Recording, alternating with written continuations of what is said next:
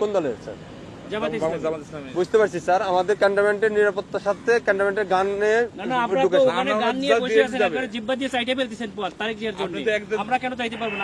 Sir এটা আমাকে বলে তো যে স্যার এটা স্যার আপনি এই হিসেবে দেশটাকে পরিকল্পিতভাবে ধ্বংসের দিকে নিয়ে যাচ্ছেন, আবার পরিকল্পিতভাবে ধ্বংস করতেছেন আপনারা।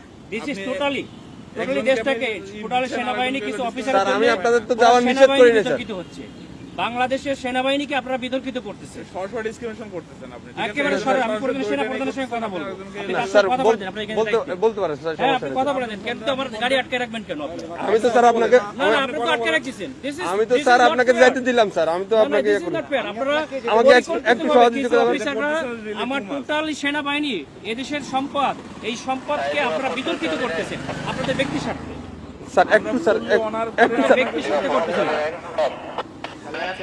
ব্যক্তি স্বার্থে সরকারকে এই প্রশাসনকে আপনারা বিতর্কিত করতেছেন। একটু আমাকে সময় দেন স্যার। মানে আরেকটুর জন্য একটা মোটরসাইকেল মেরে দিয়ে চলে গেছিল। এটা ডিসঅ্যাপয়েন্টিং সিচুয়েশন করে সারা দেশে খুব তাড়াতাড়ি আপনাদের জন্য দেশটা বিশৃঙ্খলা হবে। পুরো দেশটাই বিশৃঙ্খলা করতেছেন আপনারা।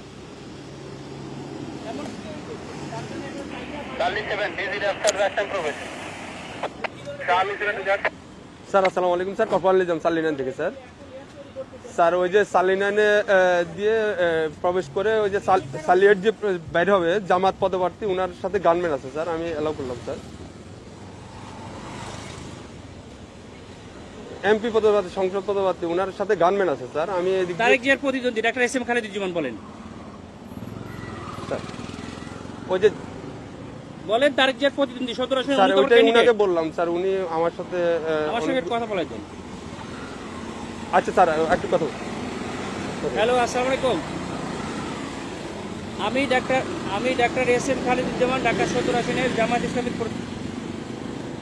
না কিন্তু আপনারা তো তারেক জিয়ার জন্য জিব্বা দিয়ে রাস্তা পরিষ্কার করে ফেলতেছেন, তাহলে আমাকে কেন দিবেন না? Why not?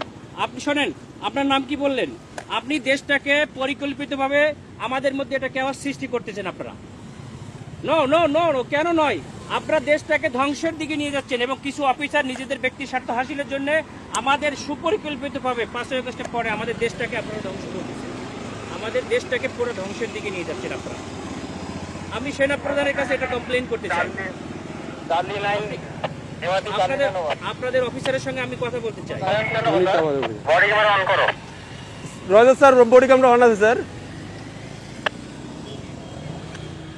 আমাদেরকে নিরাপত্তা দিচ্ছে, আমাদেরকে নির্বাচন কমিশন থেকে নিরাপত্তার জন্য দিচ্ছে গানম্যান, আবার আপনি আমাকে যাইতে দেবেন না কেন?